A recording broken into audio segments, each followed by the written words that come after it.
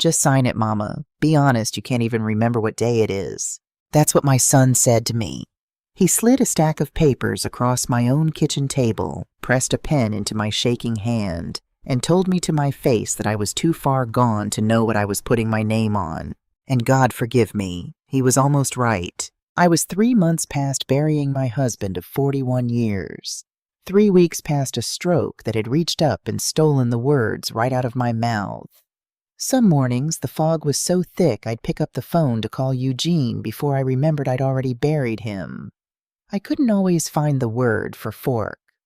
My signature wandered off the line like a child's hand, so I signed.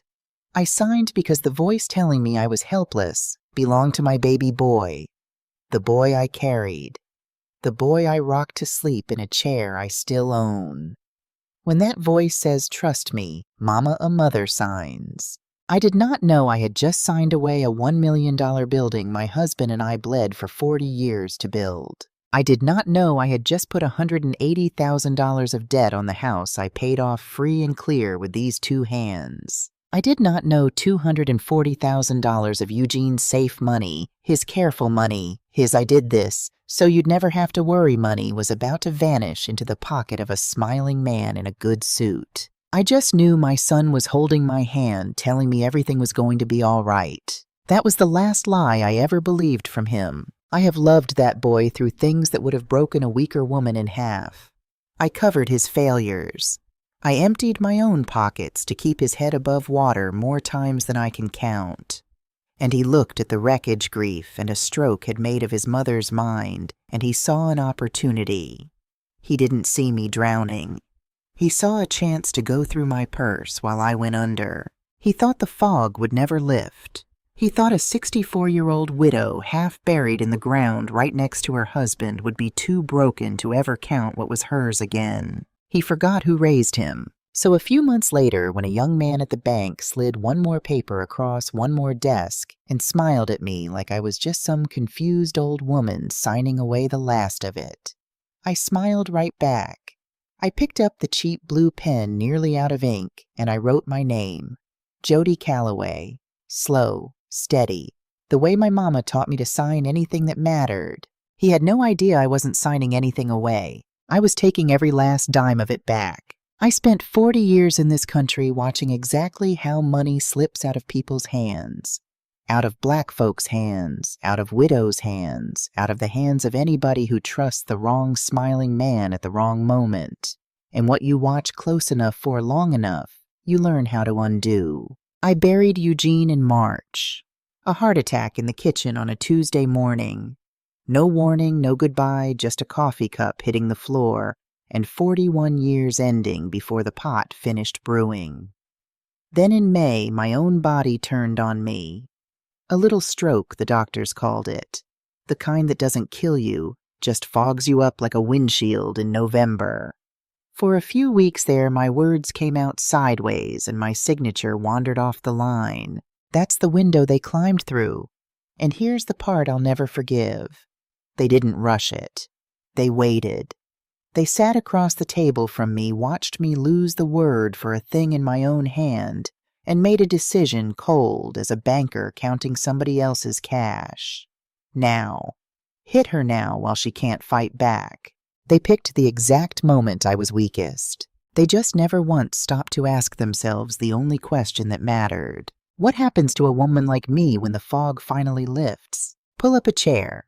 Let me tell you how a mother takes it all back.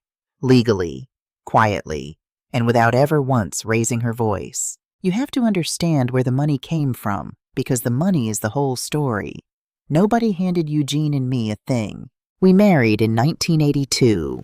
I was 23, he was 26, and between us we had $400 and a Buick with a cough. We bought our first house on Maple Street the year after. A rotting little 2-bedroom the bank practically dared us to want. Eugene gutted it on weekends with his daddy's tools. I painted every wall in that house twice. We didn't move in.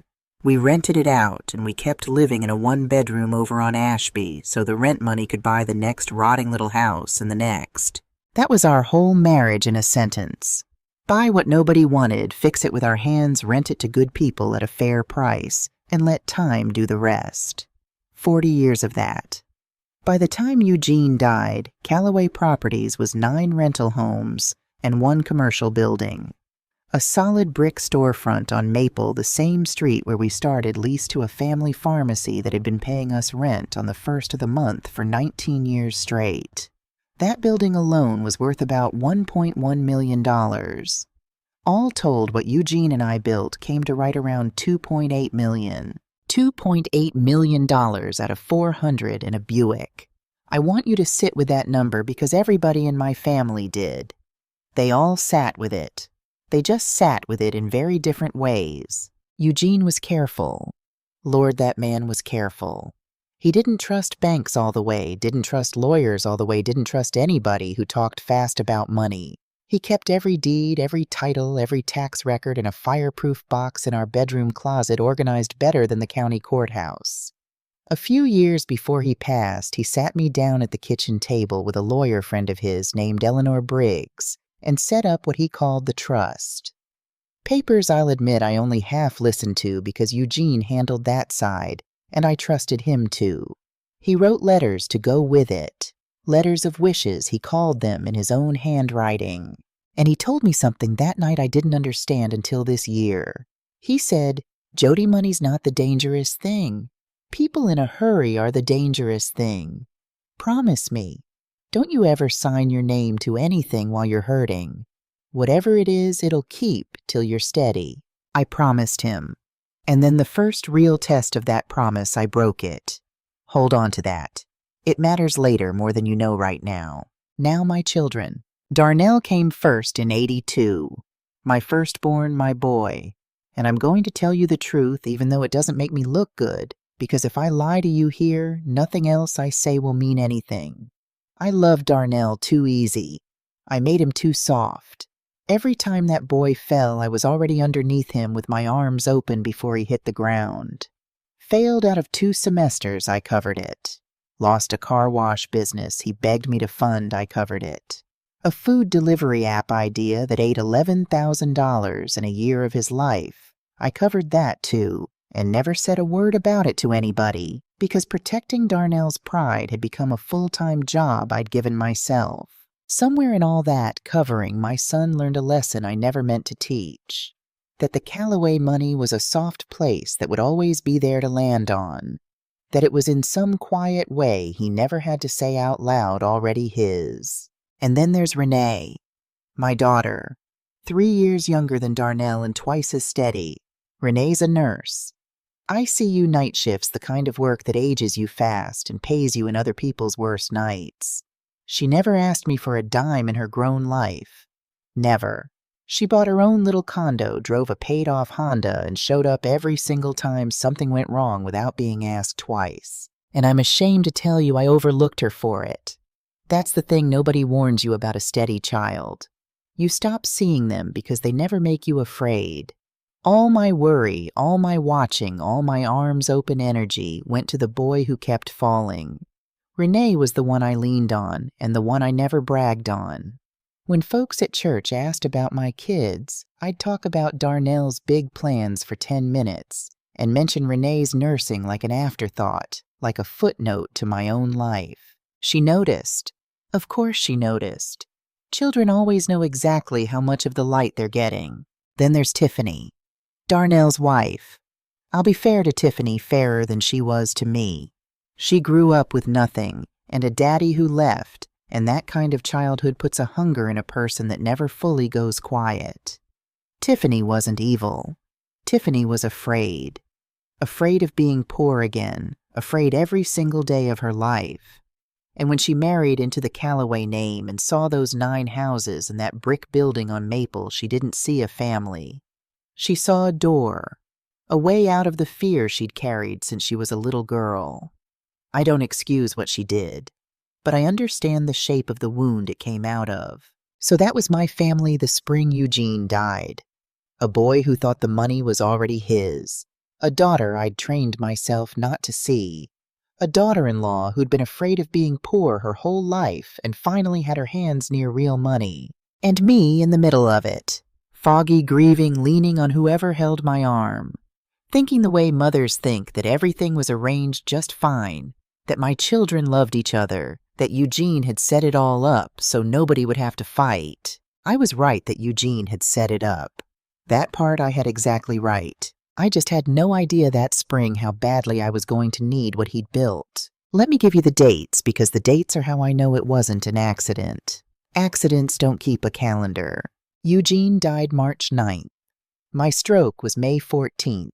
I spent the back half of May and most of June in a fog on a blood thinner and a pile of other pills, with my words coming slow and my hands not quite my own. Renee took over my mail and my day-to-day bills during that stretch the way she always took over everything nobody else wanted to do. Sorting the envelopes on my kitchen table, paying the light bill, keeping the small machine of my life running while I sat in Eugene's recliner and stared at nothing. But the big machine, the trust, the properties, the real paperwork, Darnell took that. Stepped right in. "Mama, you don't need to worry about all that. I got it. That's man's work." And he pushed Renee out of it. Told her flat out she was just doing the bills, that the estate side was being handled. She'll tell you herself later. That's the moment her stomach first turned. But I'm getting ahead of myself. Here's what Darnell handled with Tiffany scheduling every appointment and a smooth-talking financial advisor named Gary Pruitt drawing up the plans. On June 21st, while I was at my foggiest, Darnell formed a company. Callaway Holdings, LLC. Filed it with the state. He owned 100% of it. I didn't know it existed. On July 8th, they brought papers to my house. A whole folder of them. And here's the cruel genius of it. They brought them on a good day. I'd had a few good days by then, days where the fog lifted enough that I seemed almost like myself. And on one of those days, with a cup of coffee in my hand, and my son's voice saying, "Trust me, Mama. It's just to protect everything Daddy built I signed." Eugene's voice was somewhere in the back of my head saying, "Don't sign while you're hurting," and I signed right over top of it. Because the person handing me the pen was my baby boy. I signed 4 things that day, though I only understood I'd signed something. The first was an amendment to Eugene's trust, swapping the successor trustee, the person who steps in to control everything from me to Darnell. The second was a quit-claim deed signing the Maple Street building, that $1.1 million brick storefront, over to Callaway Holdings, LLC, his company. The thing Eugene and I started our whole life with, signed away in the time it takes to write a name. The third was a home equity line of credit, a HELOC against my own house, the house Eugene and I paid off free and clear 12 years ago. $180,000 of borrowing power with my name as borrower, and a joint account set up so the money could be drawn down. Drawn down by whom you can already guess. And the fourth, Gary Pruitt's masterpiece, moved $240,000 out of Eugene's brokerage account, the careful money, the safe money, into an annuity product, with fees buried so deep you'd need a flashlight and a prayer to find them. Gary called it tax-efficient repositioning. It was a tax on me repositioned into Gary's pocket. 4 signatures, 4 months of patience. And every single one notarized by the same notary, a young woman who it would turn out was Tiffany's cousin, and who never once watched me sign a thing. Just stamped where she was told to stamp. That's the part that still takes my breath. They didn't just rob me, they staged it. They built a clean little paper world where everything looked legal and proper, with stamps and signatures and an LLC and a financial advisor's letterhead, so that if I ever came asking questions, the answer would be, "But Mama, you signed. Look, that's your name." And here's how I found out. It wasn't dramatic. It was an envelope.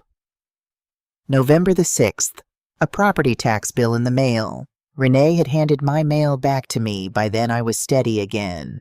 And the bill for the Maple Street building came addressed not to me, not to the trust, but to Callaway Holdings, LLC. I stared at that name. I'd never heard it. Callaway Holdings. It sounded like us, and it wasn't us. I told myself it was a mistake. The county makes mistakes. I'd lived 64 years. I knew not to panic over an envelope, so I did the simplest thing. I picked up the phone and I called the pharmacy on Maple, the family that had been paying us rent on the first for 19 years, and I asked the daughter who ran the front suite girl, "Honey, I just want to make sure your rent check's getting to the right place this month." And she said, "Oh, Miss Jody, we switched over to paying the LLC back in the summer like Darnell asked. Is everything okay?" The kitchen went cold around me. Like Darnell asked. Back in the summer. I still told myself it could be innocent. Maybe he set up a company to manage things and forgot to tell me. Maybe it was clumsy, not cruel. My boy. I sat in Eugene's recliner with that tax bill in my lap, and I argued his case to myself like a defense attorney, because the alternative was a thing I could not yet hold in my hands. So the next morning I got up, I got dressed, and I drove down to the Clerk of Superior Court myself, pulled the records on the Maple building with my own 2 hands. And there it was. The quitclaim deed recorded July 8th, the building signed over to Callaway Holdings, LLC. Signed by me, my signature. Wandering a little off the line the way it did that spring when my hand wasn't all the way mine. But mine. Dated the 8th of July. I stood at that counter and I did the math I did not want to do. July 8th. Right in the middle of the worst of it. Right in the window when I couldn't always find the word for fork. They didn't catch me on a bad day by accident. They picked it. And that's the thing that finally turned in me, standing at that government counter with a stranger waiting behind me to file a deed of his own. Not anger, not yet. Something quieter and far more dangerous. The defense attorney in my head sat down and went silent. Because you cannot argue clumsiness when somebody waited for your stroke. You cannot argue innocence when they used your own foggy hand against you and had Tiffany's cousins stamp it legal. This was not a mess. This was a plan. I drove home with both hands tight on the wheel. And I'll be honest with you, because I promised I would. The first thing I felt wasn't strength. It was doubt turned all the way back on myself. Did I sign this? Am I losing my mind? Maybe I'm the one who's confused. Maybe Darnell's right. Maybe I can't be trusted with it anymore. Maybe a grieving old woman who had a stroke really shouldn't be holding the keys to $2.8 million. That's the voice they were counting on. That's the voice every one of these schemes is built on. The little whisper that tells the victim maybe you deserved it. Maybe you're as helpless as they're treating you. I sat in my driveway for a long time with the engine off, letting that whisper say its whole piece. And then I thought about Eugene at the kitchen table. Money's not the dangerous thing. People in a hurry are the dangerous thing. Don't sign while you're hurting. I thought about that fireproof box in the closet, organized better than the courthouse. I thought about all those careful papers he made me half listen to, and the lawyer friend Eleanor and the letters of wishes in his own handwriting that I'd never once gone back and read. My husband was a careful man. The most careful man I ever knew. And the most careful man I ever knew did not spend 40 years building something out of $400 and a coughing Buick just to leave the door wide open for the first person in a hurry. I didn't know yet what he'd built into those papers. I didn't know about the thing waiting in that trust with my son's name nowhere near it. I didn't know there was a second daughter in this story who'd already been keeping a folder of her own. But I knew this much sitting in my driveway with a cold tax bill on the passenger seat. I was done being the soft place to land. I was done covering. And whatever Eugene left me in that box, whatever the careful man built for exactly this kind of day, I was going to go upstairs, open that closet, and find it. The morning after I stood at that county counter and saw my own wandering signature on a deed I never meant to sign, I did not cry. I want you to understand what a strange thing that was. I am a woman who cried at long-distance commercials. I cried at my children's report cards. I had cried every single day since the Tuesday Eugene hit that kitchen floor. But that morning I woke up before the sun, and the tears just weren't there anymore. Something else had moved into their place. I made coffee black, no sugar, Eugene's way, not mine. And I walked up to our bedroom closet and I took down the fireproof box. The one he kept organized better than the courthouse. I sat on the floor of that closet like a girl with my husband's whole careful life spread out around my knees, and for the first time since the funeral, I read the letters he'd left me. The letters of wishes in his own slow handwriting. I'm not going to read you what my husband wrote to me. Some things a widow keeps, but I'll tell you the shape of it. He wrote about the $400 and the coughing Buick. He wrote about every house we ever gutted with our hands. And near the bottom, underlined twice, he wrote the thing he'd said to me at the kitchen table years before. People in a hurry are the dangerous thing. Don't sign while you're hurting. And if the day ever comes that somebody talks you into it anyway, Jody, I built you a way back. Go see Eleanor. I sat on that closet floor, and I felt the woman I'd always been, the fixer, the rescuer, the mother with her arms forever open underneath a falling boy. I felt her quietly stand up and step aside. And a different woman picked up the pen. Not an angry woman. Understand that. This was never going to be about revenge. Revenge is loud and sloppy, and it loses. What I became that morning was something far more patient than anger. I became a woman correcting a mistake. Legally, carefully, one move at a time. The way you'd correct a crooked fence post or a lie that had been allowed to stand too long. I started with the name my husband underlined twice. Eleanor Briggs had been Eugene's lawyer and friend for 30 years. Silver hair, dark-rimmed glasses, a voice like gravel wrapped in silk, and absolutely no patience for foolishness. I put the whole folder on her desk. The amendment, the deed, the HELOC papers, everything I'd pulled, and I watched her read. She didn't say a word for a long time. She just turned pages, and her mouth got thinner and thinner. Then she took her glasses off. "Jody," she said, "these papers swapping you out as trustee, they're dated the 8th of July. You got out of the hospital the end of May. You were on a blood thinner and 3 other medications foggy enough that your own daughter was paying your light bill. In the law, we have a name for getting a vulnerable person to sign something while they're not themselves. We call it undue influence. And let me guess one thing before you tell me." She slid the deed toward me and pointed at the bottom. "The notary. Who is she?" I told her the name. I told her she was Tiffany's cousin. Eleanor smiled, and it was not a warm smile. It was the smile of a woman who has just been handed the loose thread she needed. "A notary," she said, "is supposed to look you in the eye and watch you sign. If she stamped these without you in the room, and I would bet this house she did, then these aren't just questionable documents, Jody. They may be fraudulent on their face." Then she did the thing I will remember until I die. She got up, went to her own safe, and pulled out a copy of the original trust. Eugene's trust. The real one. The one he set up with her years ago, before any fog, before any stroke, when his mind was sharp as a tack and his hands were steady. Your husband, Eleanor said, was the most careful man I ever worked with. He came to me years ago and he said, "Eleanor, I'm not worried about strangers. I'm worried about somebody we love getting in a hurry someday." So we built 2 things into this trust that your son does not know exist. She turned the pages and pointed. The first is this. The Maple Street building, the $1 million one, it doesn't sit in the part of the trust your son got you to amend. The day Eugene died, that building dropped into a separate irrevocable sub-trust. Irrevocable Jody.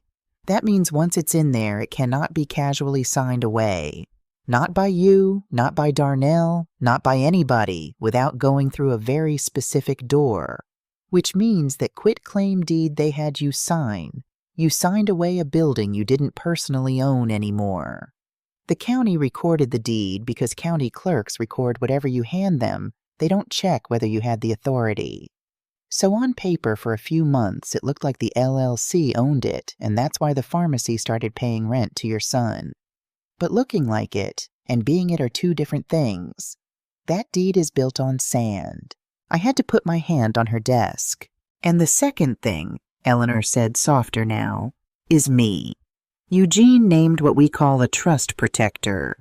A neutral third party with the power to step in and reverse a change of trustee if there's any sign of coercion. He gave that power to me. Your son made himself trustee with a piece of paper he tricked out of you. I can take it back with a piece of paper he can't touch." I sat there in that chair and I felt 41 years of marriage reach across death and put a hand on my shoulder. Eugene knew. Not the details he couldn't have known it would be his own son, but he knew people get in a hurry. He knew a day like this could come. And from the other side of the grave, the careful man had left me a wall to stand behind. But Eleanor was honest with me too, and I need to be honest with you because this is the part these stories usually lie about. That wall only protected the building. "The Maple Building we can save clean," she told me. "But the rest of it isn't in that subtrust. The $180,000 loan they put on your house, that's real debt in your name, and they're already spending it. And the $240,000, this Gary Pruitt moved into some annuity, that money is out the door. Eugene didn't build a wall around those. Those Jody we are going to have to fight for dollar by dollar. The wall buys you a place to stand. It doesn't win the war." I told her good, because I wasn't looking to be handed anything. I was looking to take it back. Next I went to Harold Simmons. Harold had done Eugene's books for 19 years. A quiet, exact man who wore a green visor like it was still 1975 and could find a missing dollar in a haystack the size of Georgia. I put the bank statements in front of him, and I said, "Harold, follow the money, all of it. I want to know where every dollar went and who's touching it." It took him 4 days. When he called me back, his voice was tight.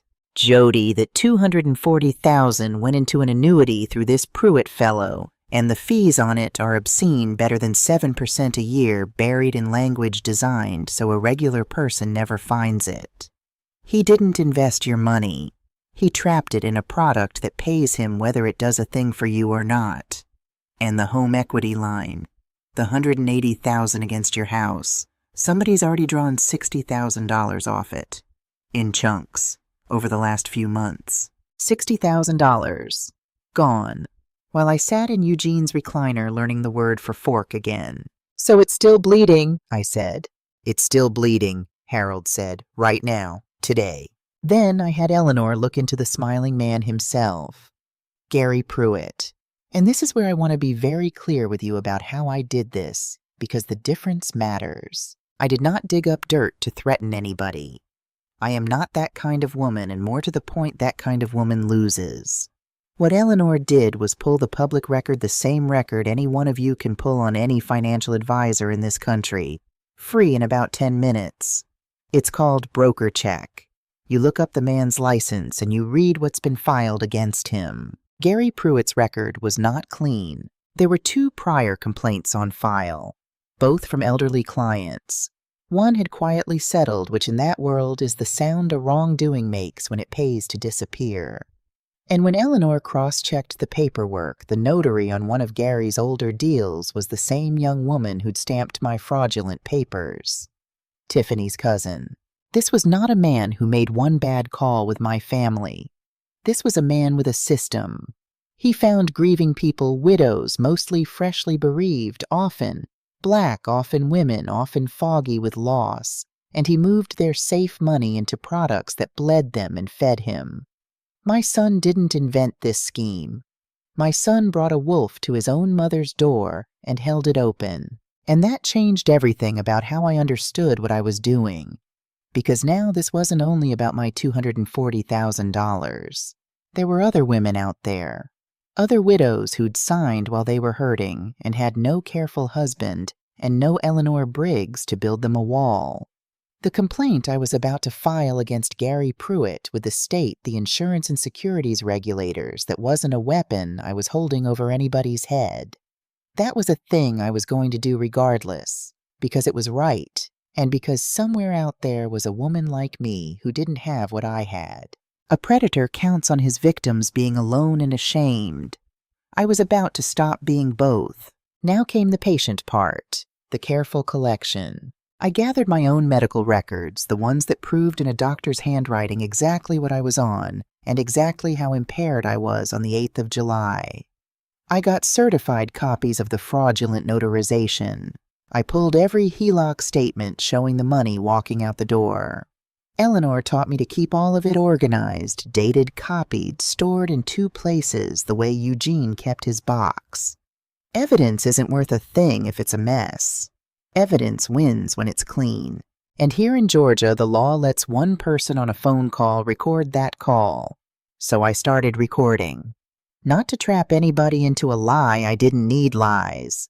I needed the truth in their own voices. And one evening, Darnell called me fishing the way he'd started to do, and he said it himself right into the phone. "Mama, come on, you know you weren't right back then.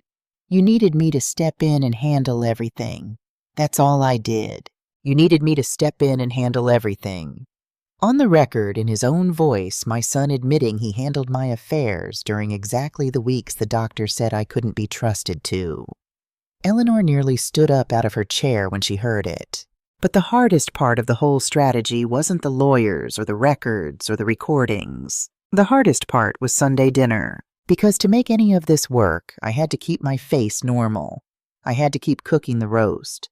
I had to keep hugging my grandbabies at the door and letting them fall asleep on my couch. I had to look my own son in the eye across the same table where he'd handed me that pen and let him believe his mother still didn't know a thing. A foggy old woman, harmless, grateful for the company. I learned to smile at the man who was robbing me. I learned to pass him the greens with a steady hand. And every Sunday I drove home and sat in my driveway and shook for 10 minutes before I could walk inside, and then I got up the next morning and made the next careful move. People think strength is loud. The strongest thing I ever did in my life, I did with a roast in the oven and a smile I did not mean. And then in the middle of all of it, when I thought I was carrying this entirely alone, there was a knock at my door on a Thursday night. It was Renee. My daughter stood on my porch in her nursing scrubs straight off a double shift with dark circles under her eyes and a thick manila envelope held against her chest like a shield. She didn't say hello. She just looked at me, and her chin was trembling, and she said, "Mama, we need to talk about what Darnell did. And I need you to not lie to me because I already know." I brought her into the kitchen, and she opened that envelope and laid it out on the same table where I'd signed everything away. Bank statements, screenshots, photographs of documents, the LLC filing, the new brokerage account, dates, all of it going back months. Back to the summer back before I'd ever found that first tax bill. When you were sick, Renee said, I was the one paying your bills, sorting your mail. And I started seeing things, Mama. Mail from a company I'd never heard of. Statements that didn't make sense. And when I asked Darnell about it, he told me to stay in my lane. Told me I was just doing the little bills and the grown-up stuff was being handled. He pushed me out. And I let him for a while because... She stopped. She wiped her face with the back of her hand. Because I always let him. Because he was always the one that mattered. And there it was. The thing I had spent her whole life pretending not to see laid on the table next to the evidence. I know I was never the one you bragged about at church, Mama. My daughter said quiet now, the fight gone out of her voice and just the hurt left. I know that when people asked about your kids, you talked about Darnell's big plans and you said, and Renee's nursing, like it was something you almost forgot. I have known that my whole life, and I started keeping this folder anyway, 5 months ago, because somebody in this family had to watch your back, and I figured it was always going to have to be me, whether you ever saw me or not. I want to tell you I stood there with dignity. I did not. I sat down in my own kitchen chair and I broke completely in half, because every single thing she said was true, and that was the worst part. There was no lie in it to defend myself against. I had loved Darnell too easy. I had made him soft with my rescuing. I had poured all my worry into the child who frightened me and taken for granted the child who never did. The scheme that nearly took everything from me, I helped build the man who ran it. With my own hands. With my own blind, favoring love. My son learned the money was a soft place to land because I was the soft place over and over for 30 years. And while I was busy not seeing it, the daughter I overlooked had been quietly standing guard over my whole life, expecting nothing, getting nothing, and doing it anyway. "I'm so sorry," I told her, and it came out wrecked. "Baby, I am so sorry. I saw you wrong your whole life. I saw you wrong." And Renee, this child I did not deserve, came around that table and got down on her knees and put her arms around her crumbling mother and said the thing that finally turned the whole war. "Then let's see them right now," she said. "Both of us. Together." That was the night I stopped being a woman fighting alone in the dark. That was the night the Callaway women started fighting back as one. After that, the moves came faster, and they came together. Eleanor made the first official strike, and she made it quiet. She formally invoked the power Eugene had left her, the trust protector power, and moved to reverse the trustee amendment and void that quit-claim deed on the grounds of undue influence, and the simple fact that you cannot sign away a building you no longer personally own. No press, no drama. Just certified mail and the slow, grinding, beautiful machinery of the law turning in our direction for once. While that was working, I did the things I could do with my own 2 hands. I went to the bank and I froze that home equity line. Shut the spigot off so not one more dollar of the 60 I hadn't already lost could walk out the door. I changed the access. I changed the passwords. I locked down every account Eugene and I ever opened. The bleeding stopped that afternoon. After months of it, the bleeding finally stopped. Then Eleanor sent Gary Pruitt a letter. It was a polite letter. That's what I loved about it. Cold and correct and polite as Sunday. It laid out in plain legal language that the $240,000 had been moved on the authority of documents signed under undue influence and stamped by a notary who never witnessed a thing, and it requested the full return of those funds within 30 days. It did not threaten him. It didn't have to. Because attached to it as a simple matter of record was a copy of the complaint we were preparing for the state regulators. Not as a club, as a fact. A fact Gary Pruitt could read for himself and do his own math on the same way he'd done his math on me. I have never in my life enjoyed a stamp on an envelope the way I enjoyed that one. And across town, the family started to feel the floor move under them without being able to see what was shaking it. Darnell got an alert on his phone that the home equity line was frozen. He called me that same night, and I could hear it in his voice, that first thin edge of panic underneath the casual. "Hey, Mama, funny thing, the bank's got something locked up. You know anything about that?" And I said, calm as the river, "Oh, baby, don't worry yourself. I've just been sitting down with your daddy's lawyer cleaning up all that old paperwork. You know how Eugene kept things. It's a mess. We're just tidying it up." Silence on the line. I could practically hear him trying to decide how much to ask. Because here was his problem, the beautiful trap he'd built for himself. He couldn't ask me what I knew without telling me he had something to hide. He couldn't push without confessing. The only move he had was to smile and say, "Okay, Mama love you," and hang up and go sit in his kitchen and wonder. Let him wonder. I'd smiled at his dinner table for months. Now it was his turn to lie awake. But I'll tell you what I didn't know yet, sitting there so pleased with my quiet, careful moves. I didn't know that across town, Tiffany, afraid sharp-cornered Tiffany, was about to walk into my house, see one thing she was never supposed to see, and nearly bring the whole patient plan crashing down 3 weeks before it was ready. It almost fell apart over a business card. 3 weeks before Eleanor had everything in place, Tiffany came by my house. "Just checking on you, Mama Jody," she said at the door, all sugar the way she got when she wanted something. I made her tea. I played the Foggy Widow slow and grateful for company while she sat in my kitchen and watched me with those careful, hungry eyes. Then she asked to use the bathroom, and on her way she passed through my dining room where, God help me, I had left a small stack of mail on the sideboard. Eleanor Briggs's business card sitting right on top, and underneath it the corner of an envelope showing its return address. The state regulator's office. Securities and insurance. I watched the back of Tiffany's head stop moving for half a second too long. She came back to the kitchen with a different face. The sugar was gone. She made an excuse, gathered her purse, and was out my door inside of 2 minutes. And I knew she'd seen it. I knew exactly where she was driving, and I knew exactly what she was about to say.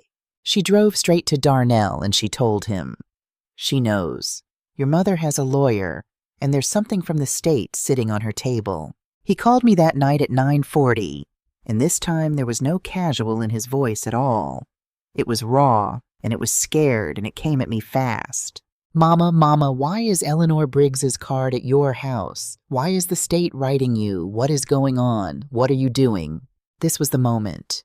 You understand 3 months of careful, quiet work, and Eleanor was 3 weeks from finishing.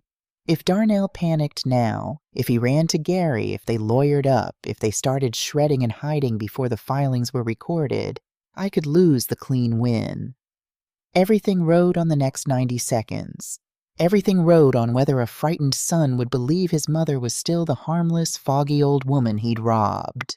So I did the hardest piece of acting of my entire life. I let my voice go thin. I let it wander, and I let it shake, and I let it search for a word and not find it the way it really did back in the summer, back when it wasn't an act at all. "Oh, baby, I don't the card. Eleanor's a old friend of your daddy's. She's been helping me with the insurance, the papers. There's so many papers, Darnell, and my head still gets so tired I can't." I let it trail off into nothing. I let him hear his weak, confused mother, exactly the one he needed to be true. "I just want it all to stop, baby. I'm so tired." The line went quiet, and I heard it, the moment he chose to believe me. Because he wanted to, because believing his mother was still helpless was so much easier than believing she was 3 moves from checkmate. "Okay, Mama," he said, and the fear drained right out of his voice, replaced by something almost like relief. "Okay, don't stress yourself. Get some rest." "I will, baby," I whispered. I hung up the phone. And then I sat in the dark of my kitchen, and I shook not from fear this time, but from the sheer cost of what I'd just done. I had used my own stroke, my own real terror from that summer as a costume. I had let my son hear me broken so he wouldn't see me strong. And it worked. God forgive me, it worked perfectly. 3 weeks later, Eleanor called me. Her voice was dry as ever, but I'd known her long enough to hear the smile under the gravel. "It's done, Jody. The trust protector reversal is recorded. Darnell is no longer trustee, never legally was. The quitclaim is void, the Maple building is back where Eugene put it, and the pharmacy's rent comes to you again starting the 1st. And you should sit down for this last part. Gary Pruitt's firm called my office this morning. Between the fraudulent notary, the undue influence documentation, and that record of his we pulled, they are not going to fight us. They're returning the full $240,000. Every penny. They'd rather eat the loss than have a regulator pull that thread, because they know what else is on the other end of it." I stood in my kitchen holding the phone, and I did not whoop, and I did not cry. I just looked up at the ceiling the way you do when you're talking to somebody who isn't in the room anymore, and I said, "We got it back, Eugene. I read the fine print, just like you told me." Now there was only one thing left to do. I had to look my son in the eye and let him know the fog had lifted. I invited the whole family to Sunday dinner. I cooked the roast. I set the good table, the linen, the real plates. Darnell came, and Tiffany came stiff and watchful, and the grandbabies came and ran straight for the couch like always. And Renee came and stood beside me in the kitchen and squeezed my hand once hard before we carried the food out. And beside my own plate, where a person might set down their reading glasses, I set down a folder. I let them eat first. I'm not a cruel woman, and there were children at the table. I let them have their dinner. But when the plates were pushed back and Tiffany made the first little move toward gathering her purse, I said gently, "Renee, honey, would you take the babies into the den for a bit? Grown folks need to talk." When the children were gone, I opened the folder. I didn't raise my voice. I want you to hear that. After everything, I never once raised my voice. I just took out the papers one at a time and I laid them on that table like a woman dealing a hand of cards she'd been holding a long, long time. "This one," I said, sliding the first across to Darnell, is the court record reversing you as trustee. You never legally were one. Your daddy made sure of that years ago. You just didn't know it. The next one. This is the voided quitclaim. The Maple building was never yours to take. The pharmacy's rent comes to me again. The next. These are my medical records from July. The blood thinner, the fog, a doctor's handwriting on the same day as your notary's stamp. The next. This is the notary herself, Tiffany's cousin, who swore she watched me sign things she never watched me sign. That's fraud, baby. That's a crime with her name on it. The next. This is Gary Pruitt's record, the two widows before me, and this is the $240,000 his firm gave back this week rather than answer for him. The table was silent. Darnell had gone the color of ash. Tiffany was on her feet now, mouth open, reaching for words. Mama Jody, you don't understand. We were only trying to. And I slid one last paper to the center of the table where they both could see it. This, I said quietly, is a complaint against Gary Pruitt that's going to the state regardless of anything said in this room. Because there are other women out there he did this to, and I am not going to be quiet about that to protect anybody's comfort. And this part right here, the part about the $60,000 you drained off my house, Darnell, that one I haven't decided about yet. Whether I pursue you for it in court is the one card still in my hand. And what you do from this night forward decides how I play it. I looked at my son, and here is where I want you to understand the difference between what I did and simple revenge. I did not gloat. I told the truth. All of it, including my own. Darnell, I said, I need you to hear something because it's owed to you. I taught you the money would always be there to catch you. 30 years every time you fell, I was underneath you before you hit the ground.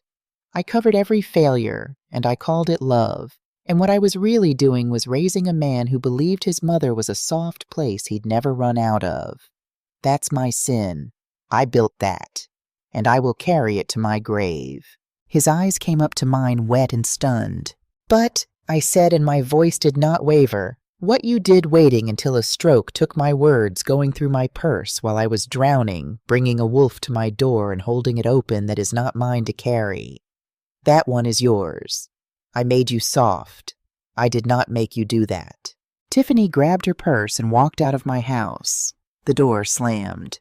We didn't follow her, and we didn't ever really get her back, and I won't pretend to you that I grieved that. But Darnell stayed in his chair, shrinking. A grown man of 41 finally feeling the full weight of a thing land on him without his mother there to lift it off.